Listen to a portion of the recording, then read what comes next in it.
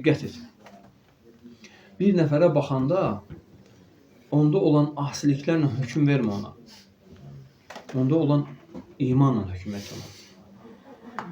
Onda olan, belə deyək, hətta fitnəkarlığa, onda olan asiliklərə, onda olan günahlar tərəfdən yox, iman tərəfdən baxmağa çalış.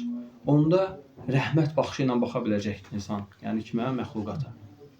Nə qədər biz iman cəhətdən baxa biləcəyik, o qədər nə olacaq? Rəhmət gələcək bizə.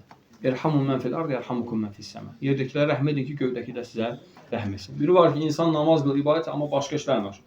Yəni pis işlərlə də məşğuldur müəyyən.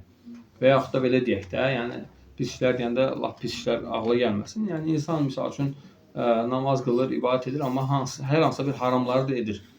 Yəni sən o baxma ki, bu necə namaz qılandır, bu haramlar edir, bu belə edir. Yox, sən nə ki, elhamdülillah namaz qılır.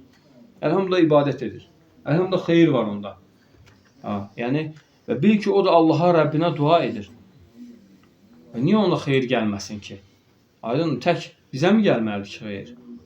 Yəni tək insan özünə baxmasın. Yəni bil ki, o sənin pis gördüyün insan da, o da iman əhlidir. O da Allaha dua edir. O da gecənin 1/3 durur, Allaha yalvarır, namaza gəlir. İbadət edir. Rəbbi onu da sevir. Onun da dualarını qəbul edir. Hətta görsən, yəni bir hədisdə gəlib ki, "Ya ibn Adəm, law balaghat zunubuka ananas sama, thumma istaghfartani ghafartu laka ala ma kana fika wa la ubali."